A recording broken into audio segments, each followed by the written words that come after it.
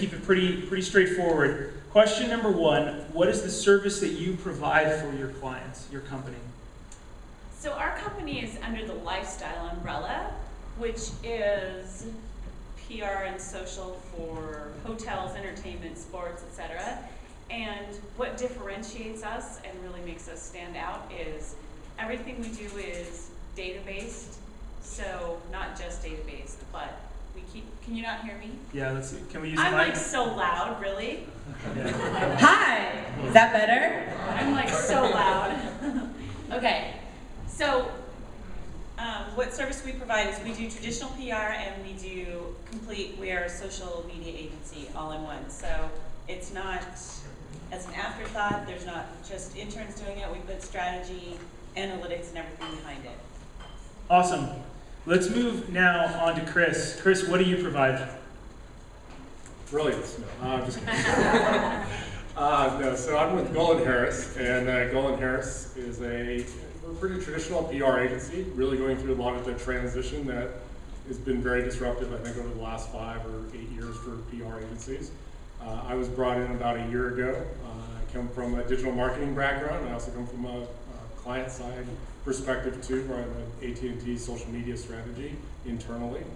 And it's really just that whole change of how do you really move the needle from outside of, doing really great traditional PR stuff, which makes a lot of sense and adds a lot of value. But as we were talking about earlier, there's a lot of integration going on.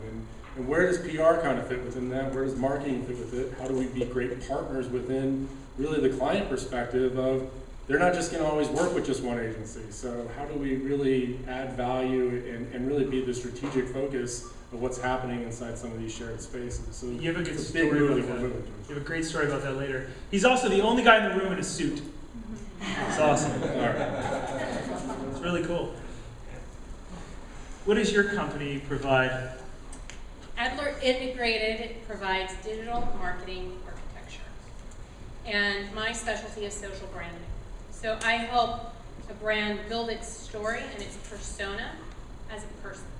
So that you actually have someone to communicate with who has a reputation and likes and dislikes and something you can actually rely on when you're communicating with it. So that's what Adler Integrated is. Very cool. Chad, tell us about you. So Populous Brands, we create consumer lifestyle brands. We create them and grow them through strategic licensing, sponsorship, and marketing partnerships.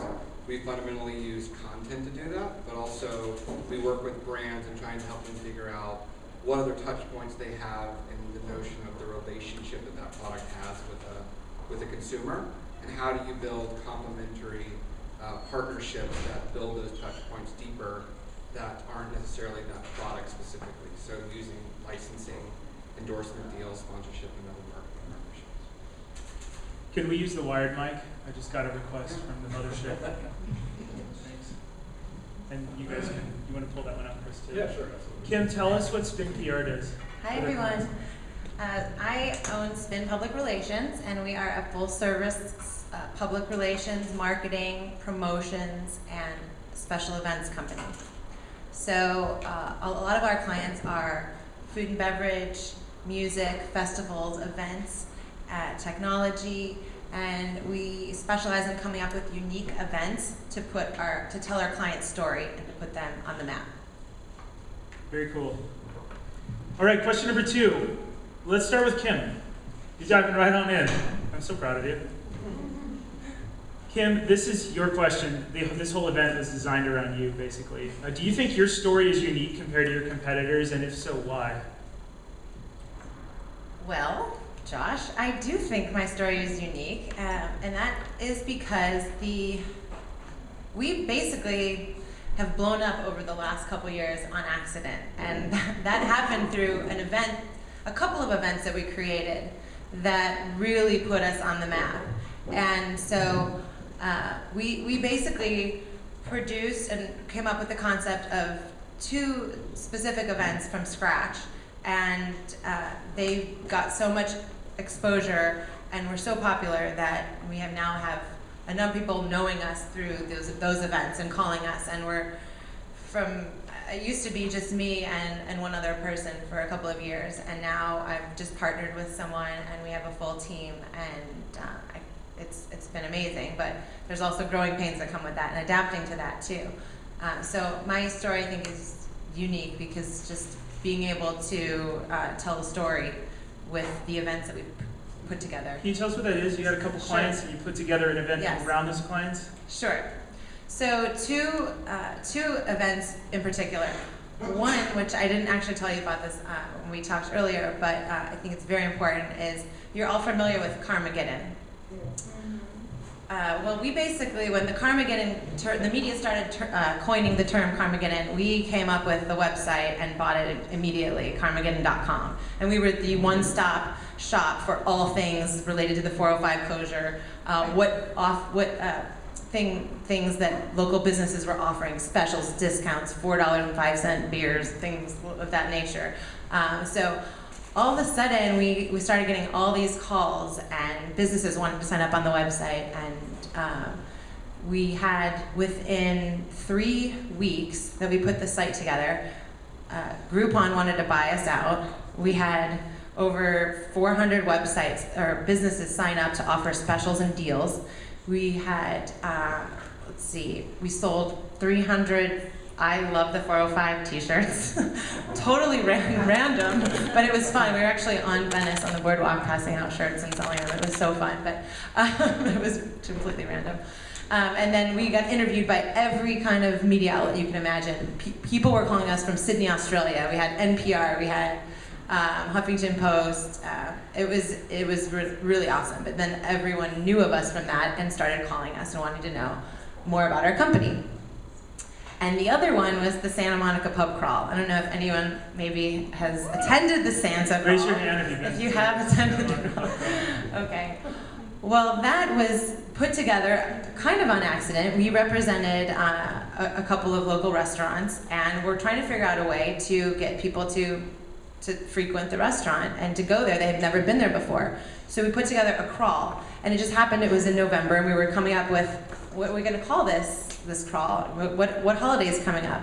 And then as soon as the name hit, as soon as we thought Santa, I could have really believed that no one came up with the Santa Monica pub crawl. And we bought it, and within 4 weeks, we had 30 bars and restaurants signed up. We had so many bars that we had to create 4 different routes to choose from, and then signed up, got a charity on board, which is the West Side Food Bank, and they provide food to all the shelters on the West Side. And little did we know that the first year we had 1,500 people, and over the last 4 years, 5,000 people attended last year, and we raised $20,000 last year alone for the food bank, and in 4 years, over $50,000, and that's 250,000 meals for the food bank. So I realized then that this is the bars and restaurants' busiest night of the year, and so they're all, talk amongst themselves and they want to work with us. But I realized then that that's what I wanted to do, is come up with events that really help businesses grow, get new people in there, and then can help us succeed too and help others. So we built community, we got the locals involved, and then we, got helped the less fortunate. So that's kind of my story. Sorry, I'm talking way too long. No, that's amazing. Good. Thank you.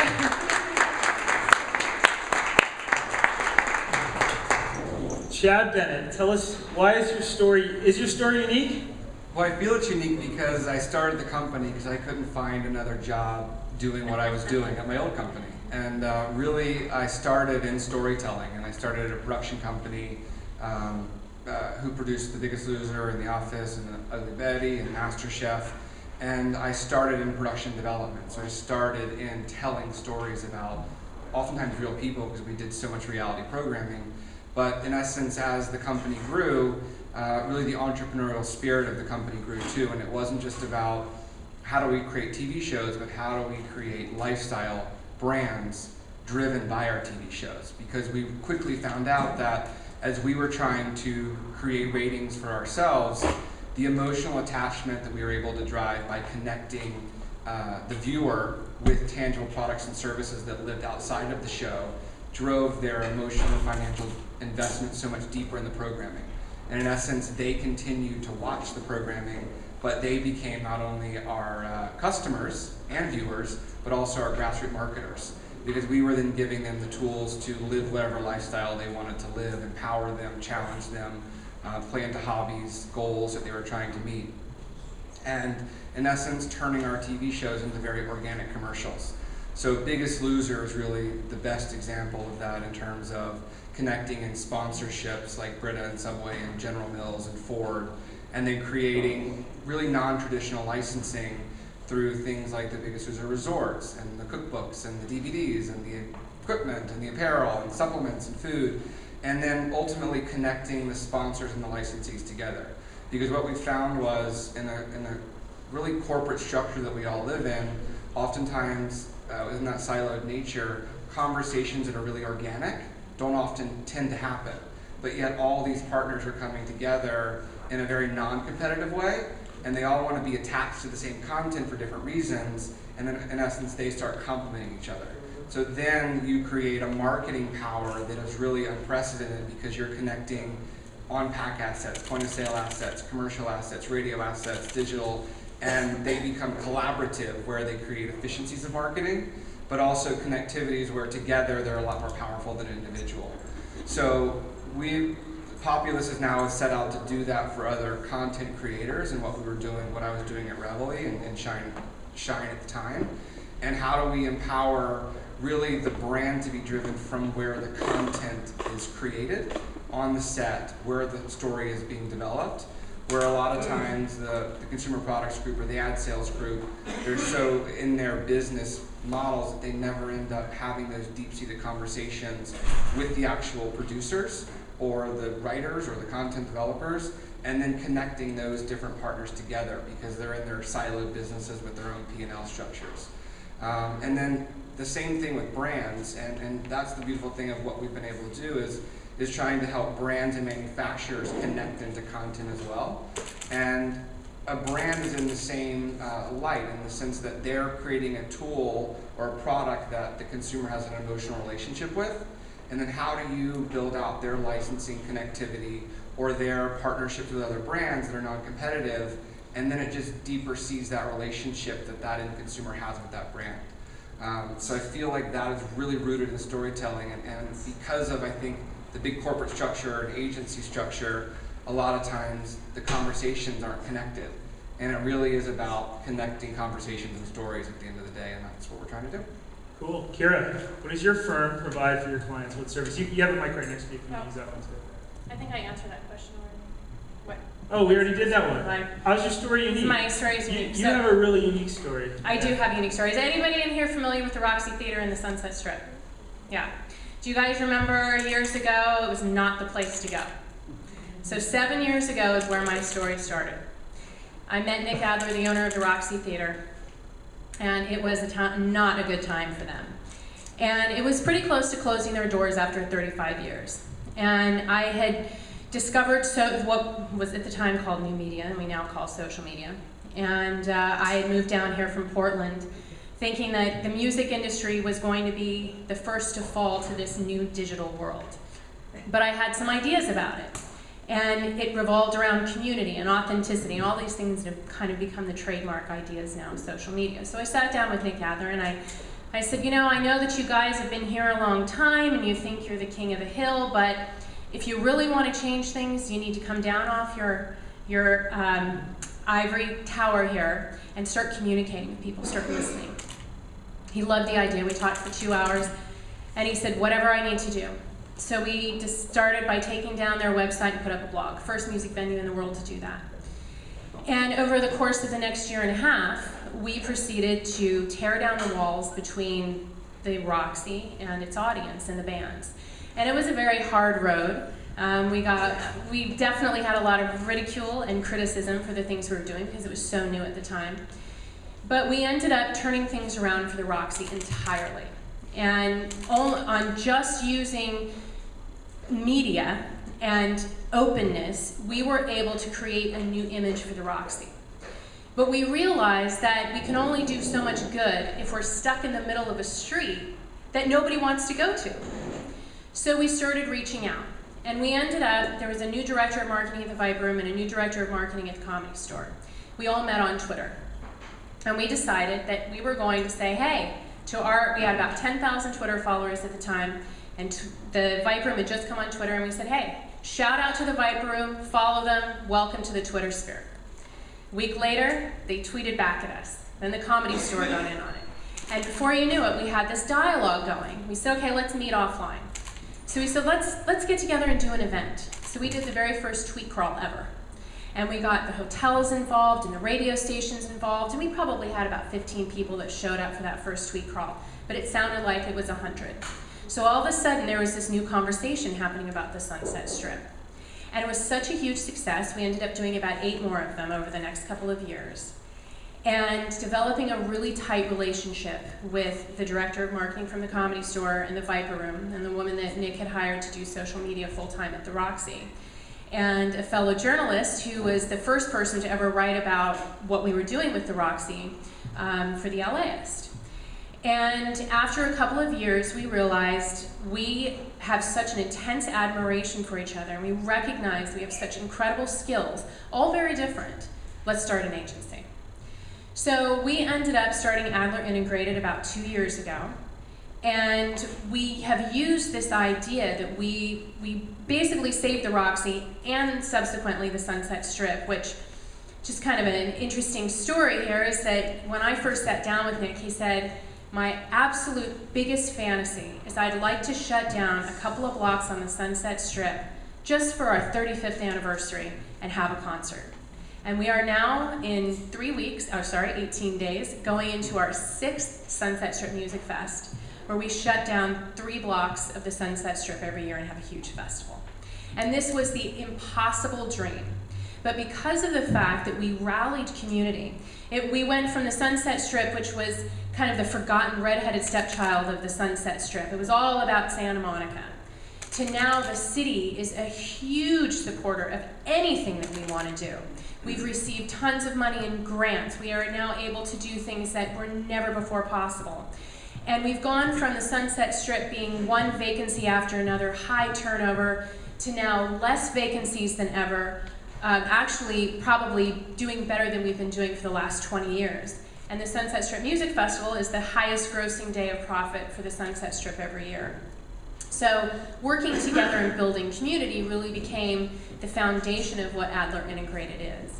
And it's really exciting when we sit down with our clients and we say, you know, none of us have come from an agency side. We all came from the grassroots, pioneering the front lines of what this actually is. And as a result, we created the #1 music venue across all social media. We've been written up in Entrepreneur, New York Times, NPR, TechCrunch, you name it, they've talked about us.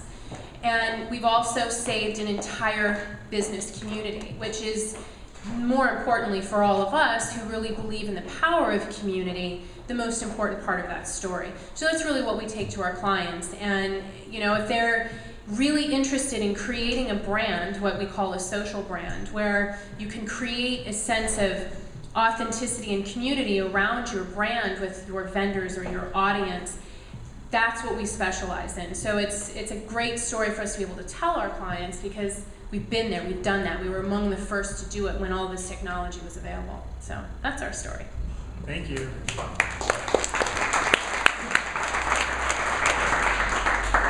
So I'm up, right? Chris, how is your story unique? So it's interesting. I mean, I love all you guys' wonderful, very rich stories.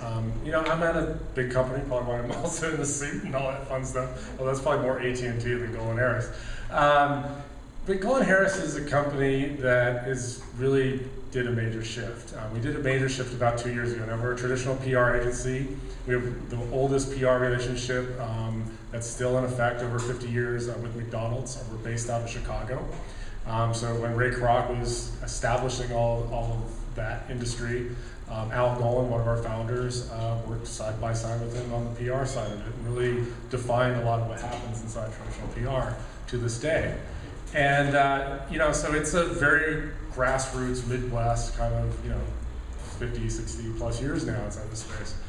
But there's a major shift that happened that certainly our leadership saw. Fred Cook, who's our CEO, realized that, you know, companies are battling and trying to figure out, you know, who do I go with kind of social media, the community, the relationship manager. Social media is having a lot of change within it. You know, do I have it inside the marketing department? Do I have it inside the communications department? What happens with that? You know, I got asked that question 3 years ago when I was going internal. So those questions are still very much there today. And so as companies, you know, debate all that, our organization about 2 years ago really looked and said, you know, we need to simplify this and really get back down to, you know, we're really a relationship company. We're really a company about community, and we're really a company that doesn't want to be about a lot of generalists. We want to be about a lot of expertise. So we set up what's called a G4 model, which really looked at, you know, people who are really strong account management, strategists, creative department, connectors who are more on the pitch and digital side of the business, and really focus on building up skill sets within each of those pieces instead of a traditional PR agency that really, you know, had kind of a blend of all that stuff happening all across the board. And the other key piece that happened then too was we established a real-time marketing center called The Bridge over 2 years ago. And this is what was very interesting and attractive to me, and certainly attractive to a lot of our clients, one thing that we certainly win a lot of business with and a lot of accolades for, because we've gotten a lot of placements, a lot of social media activations, a lot of ways to really not just do, you know, a cute little photoshopped Facebook post or tweet, which is what real-time marketing is unfortunately kind of boiled down to lately, but really look at how can we, you know, build relationship with reporters, build relationship with influencers, really not always directly call something out, say as a brand, but more work the relationship behind the scenes to see where the relationship and where the activation will happen in real-time marketing. And this became a really interesting thing, and certainly something we've had a lot of success with. And to me, that was a very rich piece of, you know, something different that this organization was doing and really kind of in the forefront of. And so it's really always looking at what's the reinvention and making kind of some early moves to see where the trends are kind of going. So a very different kind of story than what we just went through, but, you know, how do you take an old company and make it new and restart it? Cool. April, how's your story different? I gotta follow all these guys? I mean, really, that was pretty amazing. So, we've taken everything you guys have done, and there's a few things that differentiate us. Blaze PR at first was your traditional PR agency that, you know, we did PR and then they hired somebody to do the social media, which is a big mistake. You know, oh, just get someone young to do it, which, again, just because I'm a woman doesn't mean I can do your makeup. You need to hire, just because you're young doesn't mean you can do social media, right? You need somebody that has strategy, somebody that understands it. So they stole me away from Chiat Day, where I started Nissan and Infinity social media over a year ago, and said, okay, we're really gonna invest in this. And I come from a data background, and data is super, and I know it's scary, I know numbers scare you guys, it's okay. There's those of us that will do it for you, it's fine. But it's not that scary. So we take the data from Facebook, from Twitter, from everything else, and we create our own algorithms and find out those deep insights. What are people really interested in? What do they really want to see? And then give them that based on the kind of data-driven. But also, I was smart enough to realize I'm a numbers person, I'm really short and sweet. I think I got that thinking in 140 characters really down. So I got a team that is very creative and really like helps with that creative side. So that's what made our story unique, is we got and elevated from these kind of local, piddly, I mean every business is important, but really got in these big national brands because it was like, I came from a big national brand and oh my God, she's an LA native. Who's an LA native? Yes, thank you. I just had to throw that out there. So, you know, that kind of thing differentiated us. And then on a national scale even, they were like, oh wow, you know the LA Met? Great, we're there. But back to what I was saying, knowing the data and then getting people that understood the story and crafting those deep insights is what really differentiated us. And then, a secret I don't tell people very often is, again, we all came from big agencies, myself, my boss, the other directors, we came from Chiat Day and other big agencies.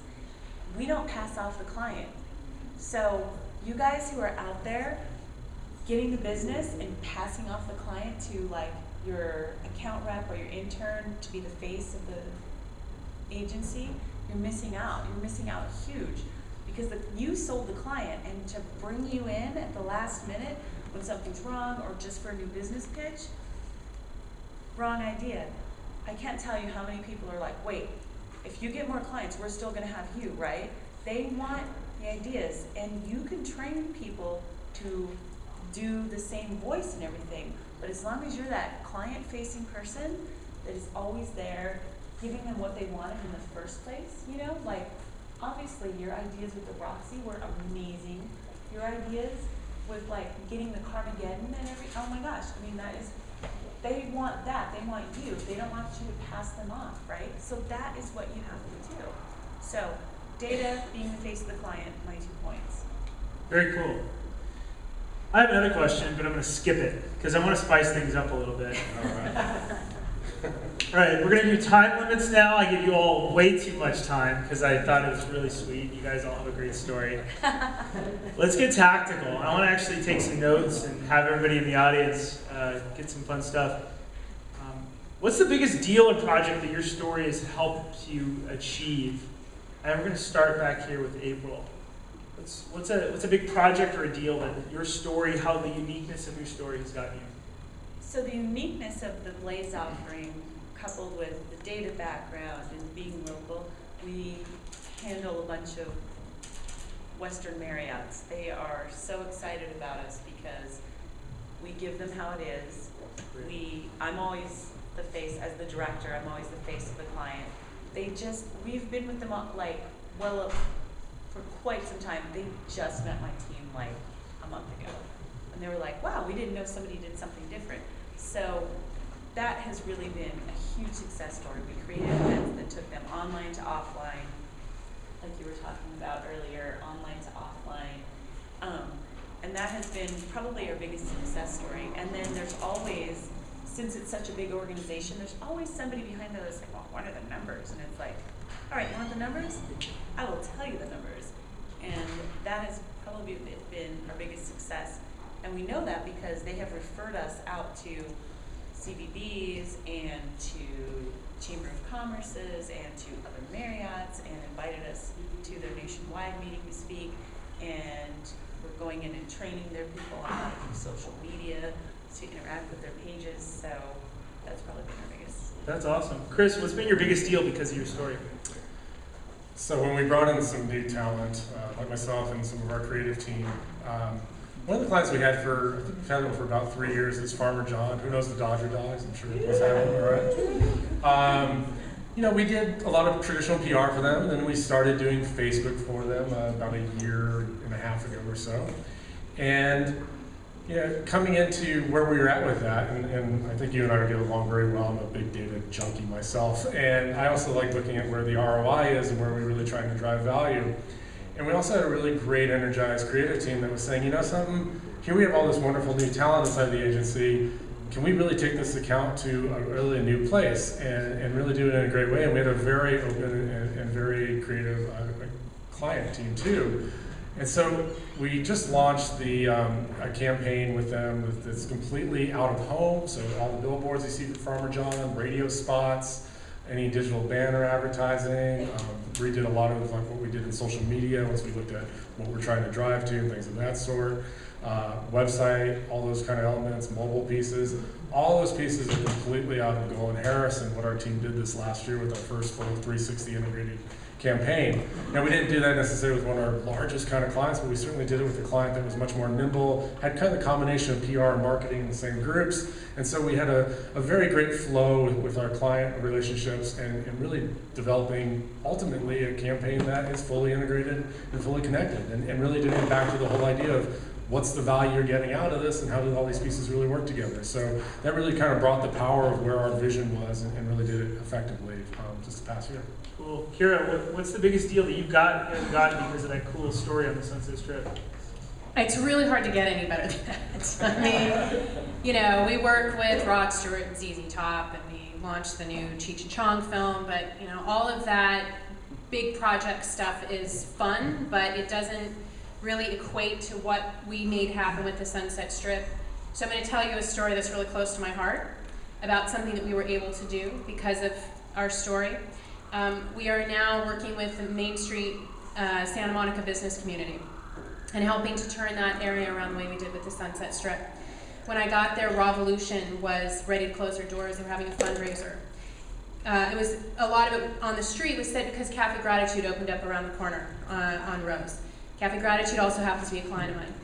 I went to Cafe Gratitude and said, okay, you guys are all about community. Why don't you step up and help Revolution keep its doors open? So they did. They put up signs, they put up posters, they tweeted, they Facebook Save Revolution. And they said, we're going to donate all the proceeds of our Gratitude Bowl for the whole first week in March to Saving Revolution. Meanwhile, at Revolution, they're doing an Indiegogo campaign. They just can't get things going. The landlord's ready to close it down. He wants to put a coffee bean in. He goes into Cafe Gratitude and sees all these signs, save this restaurant. He calls up the owner at Revolution and says, all right, I understand you're important to this community. I don't want to be the one to take you out. I'm going to give you another week extension. You sign the lease. I'm going to completely redo your facade. I'm going to give you everything that you want. We saved a business. And we created a relationship between two businesses that are now creating the vegan corridor from that stretch in Santa Monica on Main Street all the way down to Venice. So there are a lot of projects that we've worked on, but for me, the ones that make the biggest deal are the ones where businesses are saved and communities are built. So that's my most recent big project and big deal for me. I would say for me, I don't think it's necessarily the biggest, but I think what we love to do is getting people to think differently and change the way they're doing business.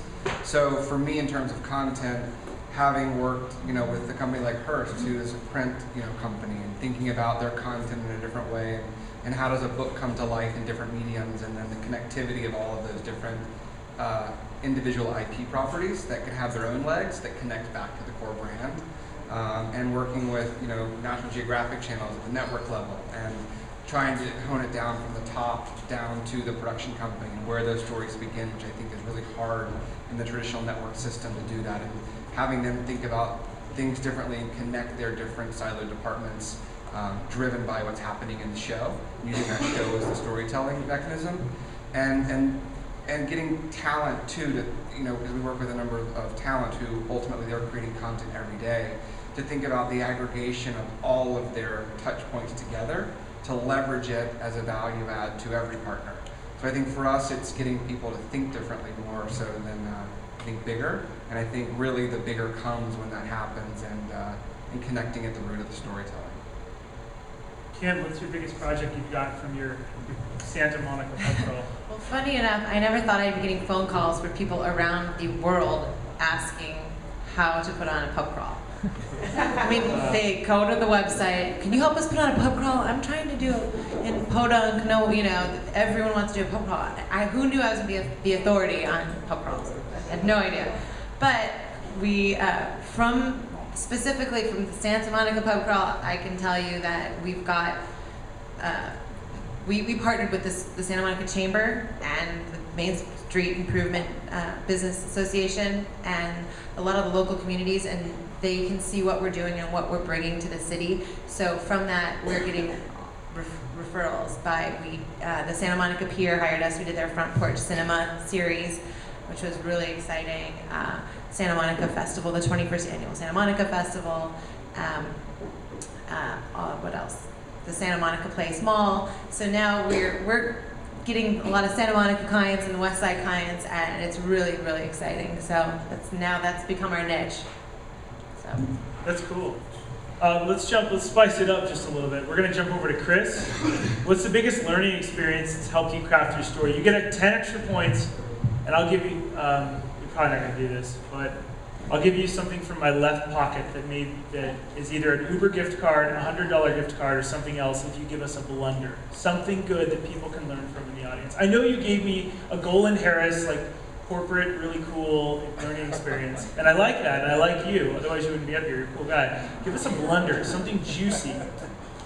Something that's amazing that says, you know what, I said this in a meeting, and this is something I learned. This is being recorded, so keep it light, bright, and polite a little bit.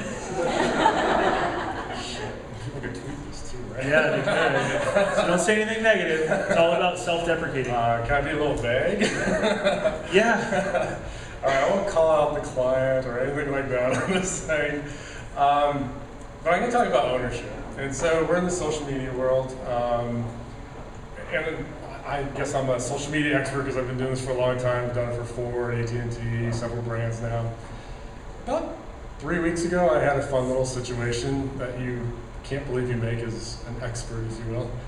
I just sent out a personal tweet on a client account. But I didn't send out any kind of tweet. I sent out one about bronies. How many people know what a brony is?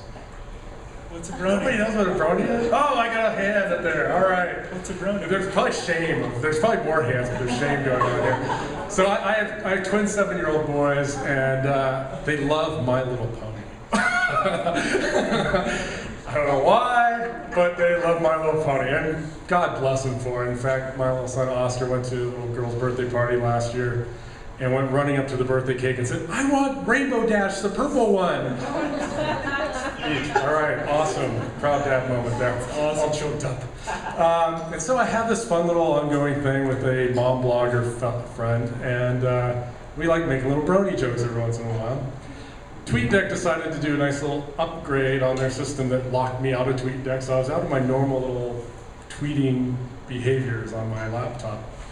And so I was using the .com, but I was running a bunch of numbers for my client the night before and totally forgot to log out, one of the fallacies, one of those simple things. So I'm on Twitter.com and not really thinking. I see this fun little thing about John Mayer, and did you guys ever see the, she's like a prancer-size? All right, everyone knows it's more prancer-size people don't know. Now we got the bronies and the prancer-size.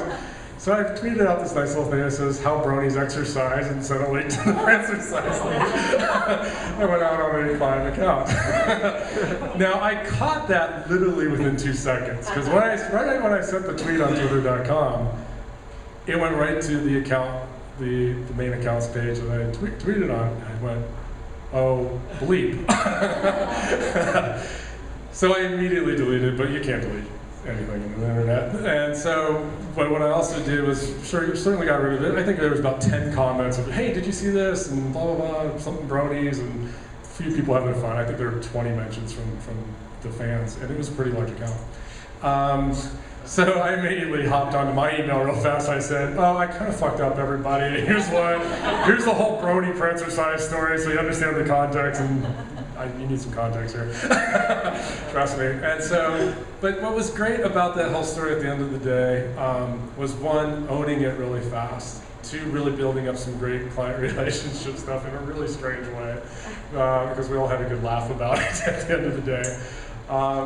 And really just, taking something that was kind of this ridiculous thing, reacting to it really fast, but not getting all worried about it. I think back to the point of what you're talking about of, if you go to the intern of it, and I had an agency do that with our account when I was on the client side. They didn't own up to it really fast. The junior level person was crapping their pants and not knowing how to deal with it and not being really open about what they did. And honestly, I don't think even to this day really admitted that they really did it, but we all basically knew it through process of elimination.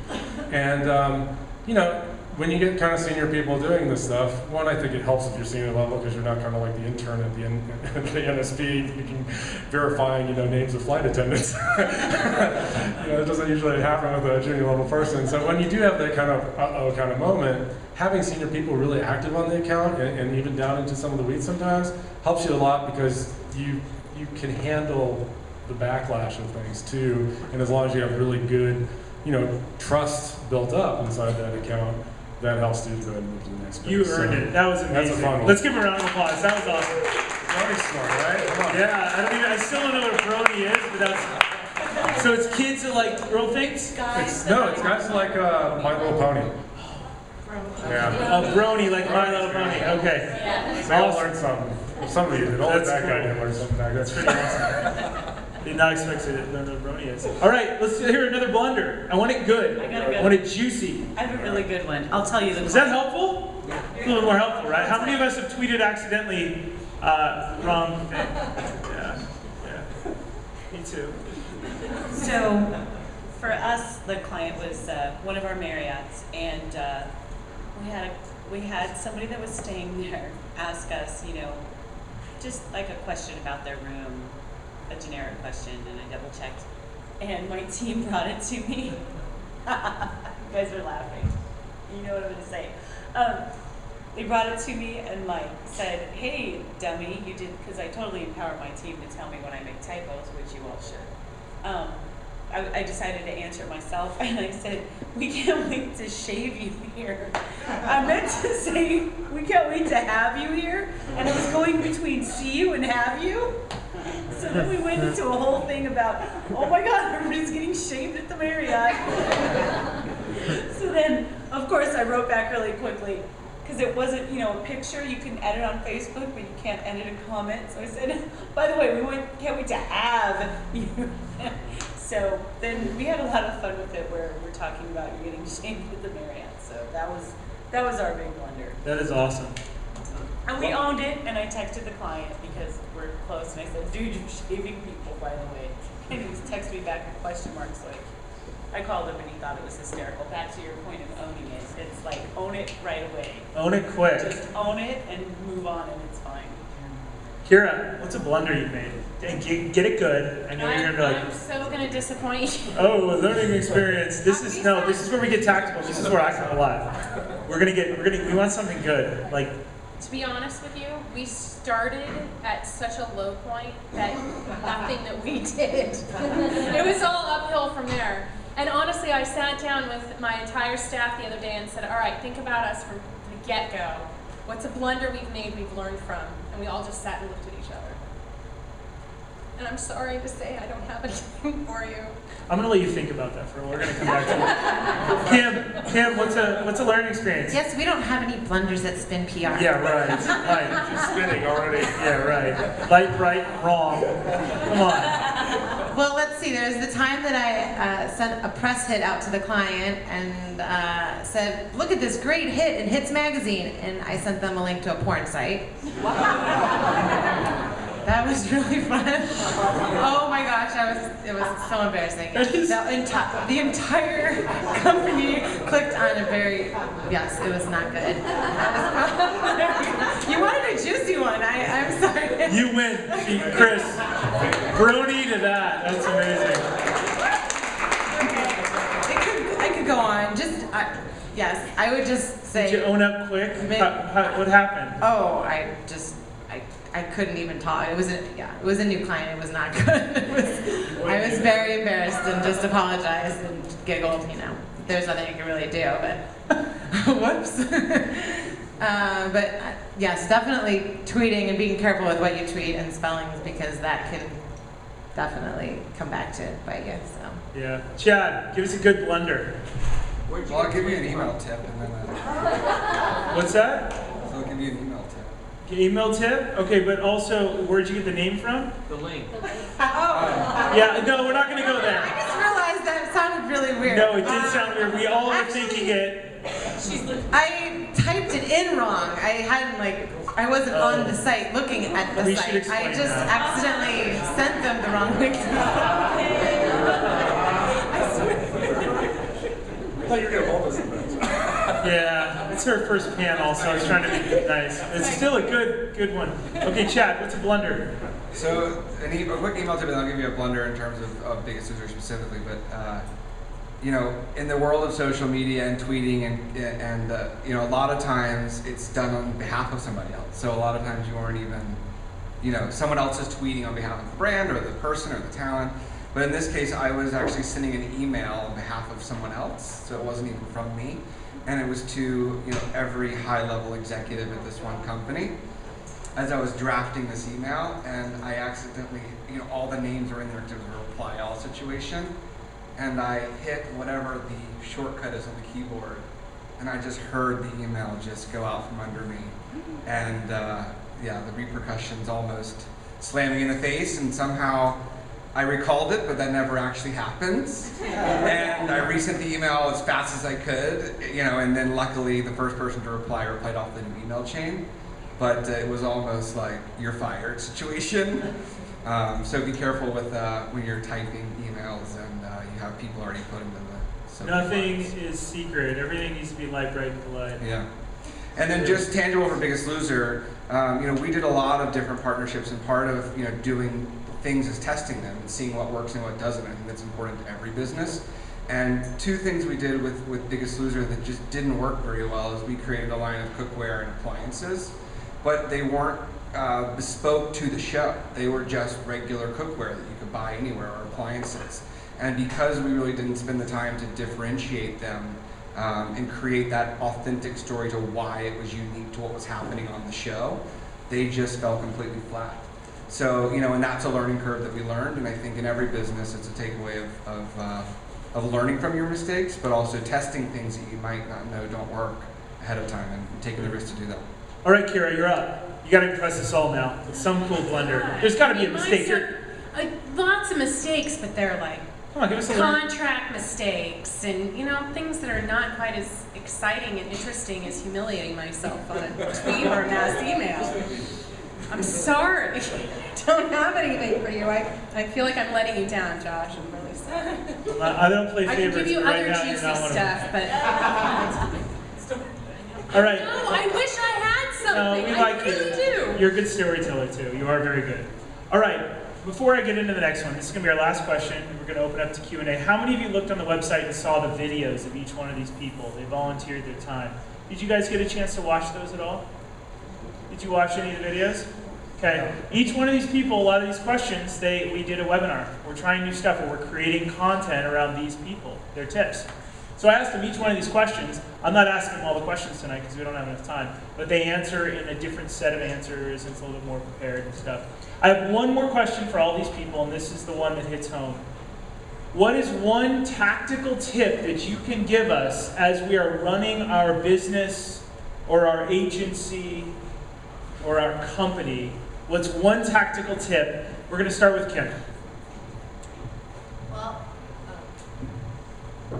it's hard for me to come up with one, but I think that a very important one that I really believe in is responding immediately to the client, or as soon as you can. I don't like letting emails sit there for a long time. I try to get back to people within an hour. I know it's really difficult and sometimes it's impossible, but if I don't answer and I want someone else to, because the clients are paying you to be there, and we pride ourselves in being available 24/7. So that's something that I really try to do, is get back to people and get them answers as soon as possible.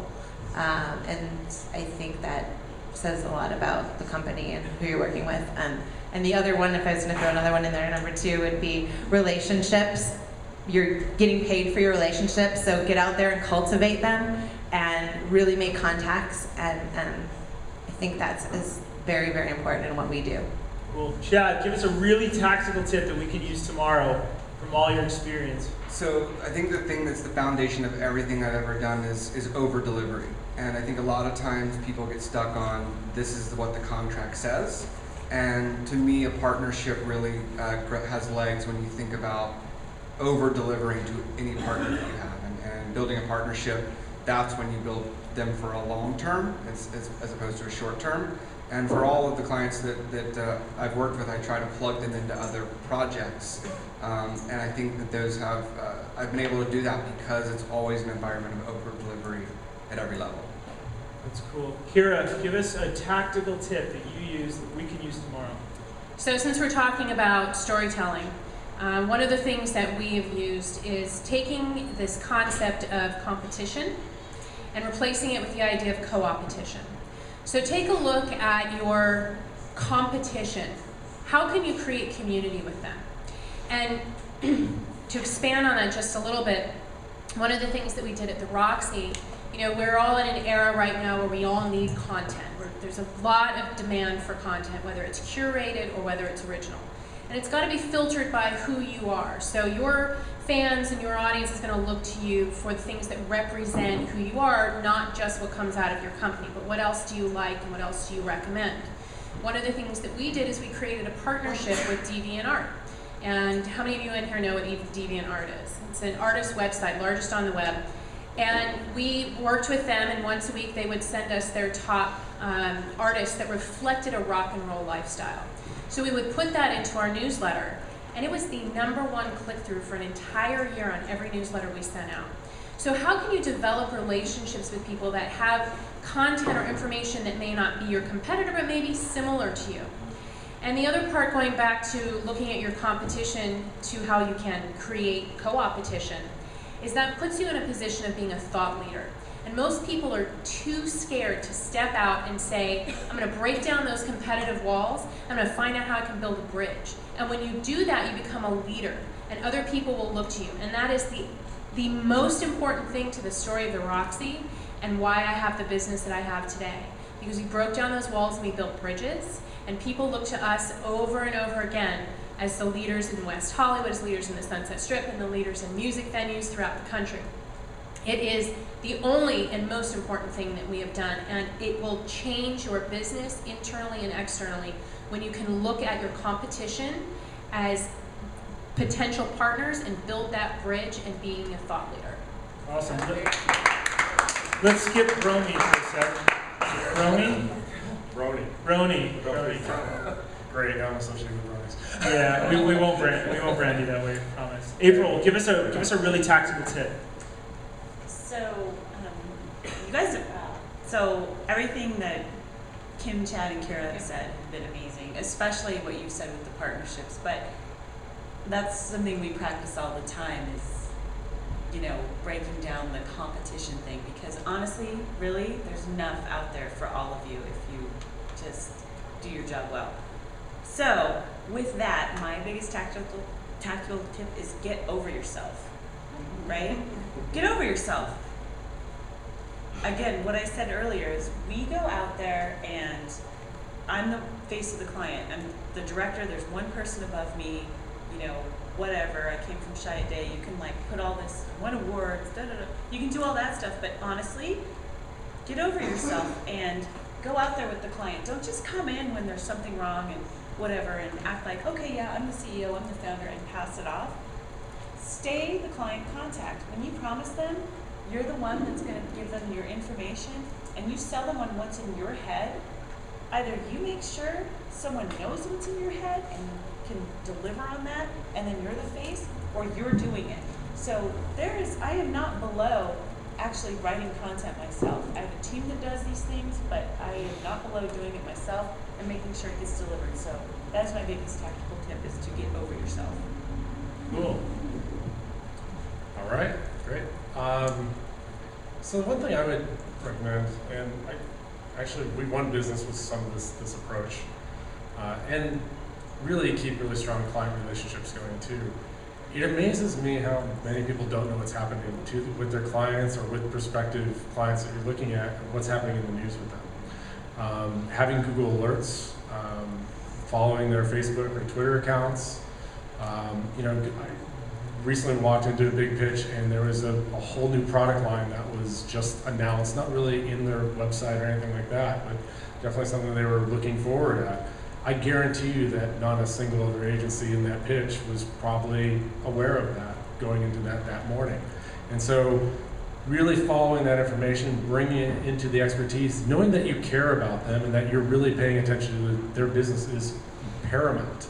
I came really from agency of record type of relationships my entire life. This is the first agency where I'm doing multiple accounts all the time. So it's a little bit more difficult to really kind of own that one business all the time and seeing what's kind of going through.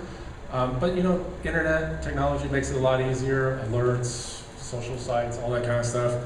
Use all that stuff to really know your client, know their competitors, know what's going on within their industry. Send them kind of like a weekly update of what's going on, maybe in digital, mobile, social, wherever your kind of thought leadership might be to really kind of stay ahead of what's going on and being really aware of what's happening. Just be immersed. That's what they want. They want you to be immersed. All right, sponsors. If you haven't checked the tweets, go ahead and respond to a tweet right now. If you've responded to your 3, make sure you respond to your 3. We're going to move into Q&A. We've got about 10 minutes for Q&A, 5 minutes. And then we're going to bring some sponsors up here. Chipotle, Brian, Minling, Business Wire, and they're going to give away some fun, cool stuff. So sponsors, get that done in the next 5 minutes, please. Pick your favorites and respond to them.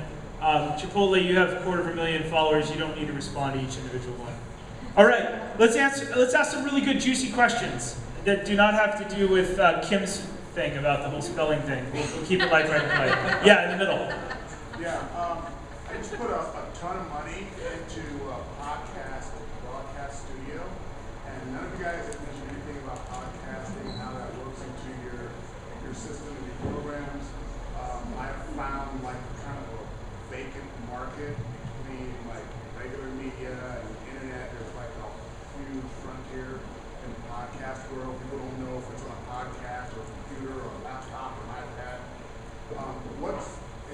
Each of you can kind of give your take on it. What's your projection on how you can utilize, say, like a podcast content for your platform? So I have a mic for a second, so I'll go ahead and jump in there. I've done podcasting for several years now, probably 4 or 5 years, mostly as a guest. I think there's differences between running or establishing your own branded podcast or your own branded type of show, or maybe your own thought leadership show as an individual in the agency or whatever. Going in there really as a guest and a regular kind of guest across a couple shows. I've done the Beancast many, many times, which is a marketing podcast that just brings up a wide panel of marketing and PR and social media people throughout the world. Also do a lot of stuff in the automotive space because it's just an industry I've had a lot of experience in. So done a lot of automotive news podcasts and Autoline Detroit and Autobird and some of these other ones. And so you could, through building some relationships with podcasters, I agree, it's one of those kind of untapped kind of markets. I'm not sure where the numbers are today as far as listenership of that. Obviously, good, strong subscription base helps a lot with that. From an advertising kind of media standpoint, for your brands and agencies and how you kind of get into that.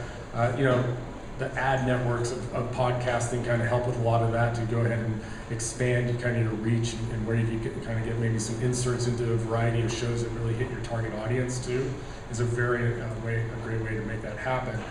So I agree, it's one of those kind of untapped areas, but I think it's a bit untapped because it's still not fully integrated into a lot of areas of where we get our media content today. So it takes, a subscription download. It takes kind of getting off your playlist in iTunes or, kind of going to a website and maybe listening to it through a player or something of that sort. So it's not as easy, I think, to access as some other types of forms of media content. And once it figures out a way to kind of break through and get wider in that, I think you're in a wonderful area to really tap into some really great shows and content that's really happening in the podcast world, because there are some amazing shows going on out there. Next question. Yes. Restaurants are they're struggling in Los Angeles in particular to stay afloat.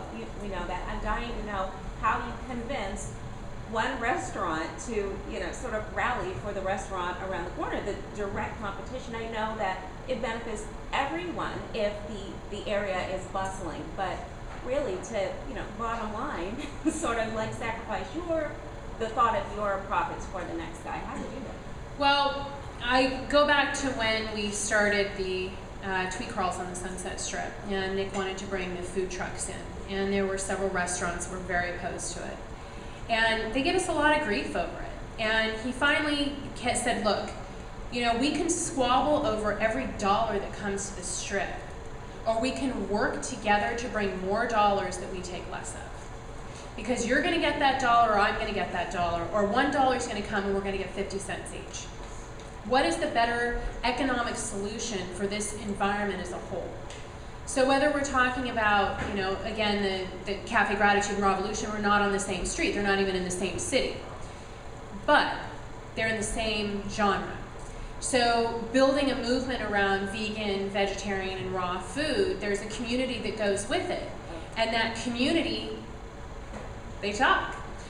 And especially, being Cafe Gratitude, where it's all about gratitude and community, the owner told me one day that he had someone come in, he said people are just pouring their hearts out.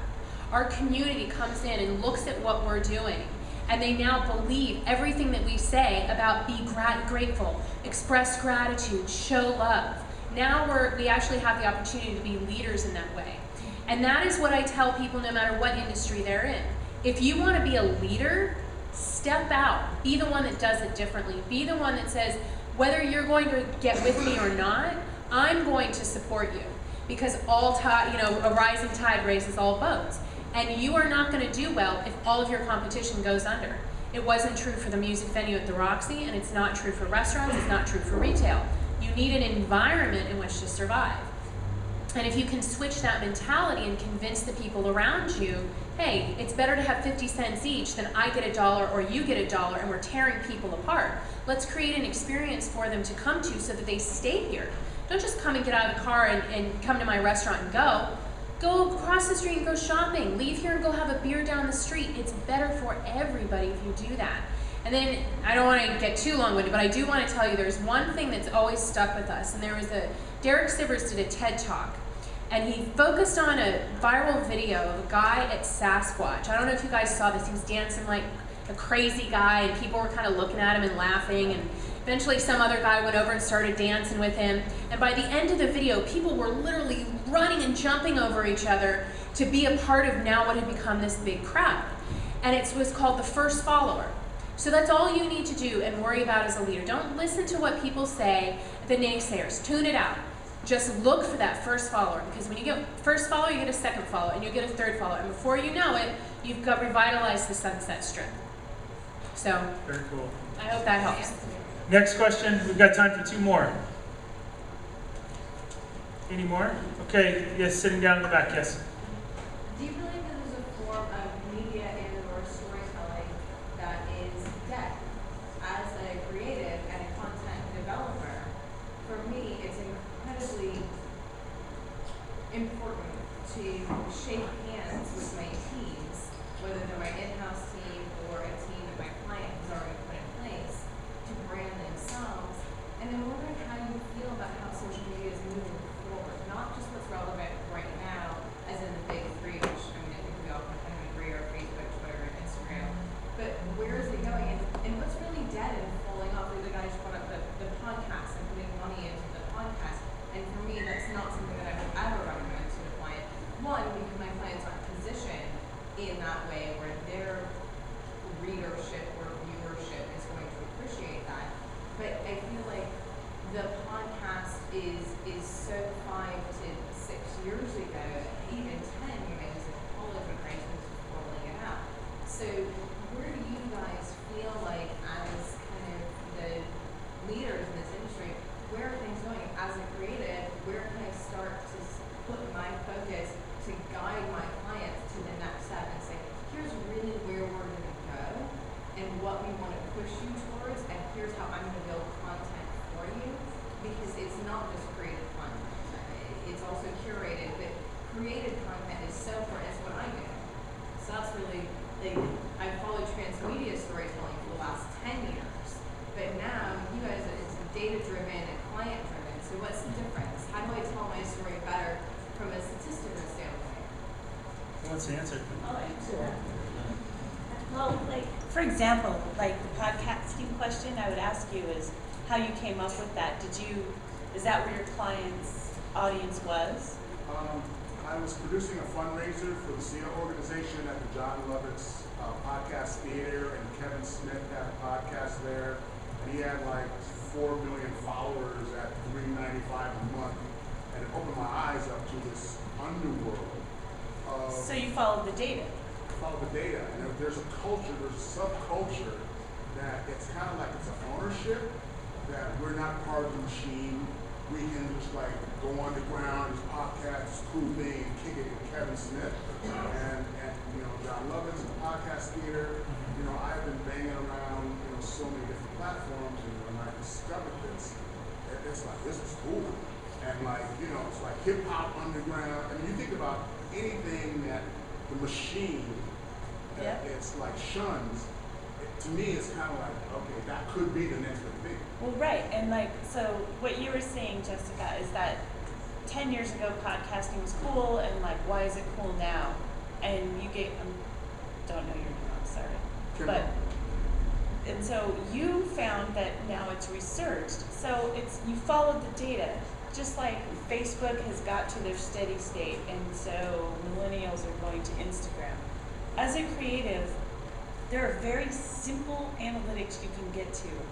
Where is everybody going? Mashable has it all the time. They tell you the trends. They tell you where everyone's going. And you just simply follow that.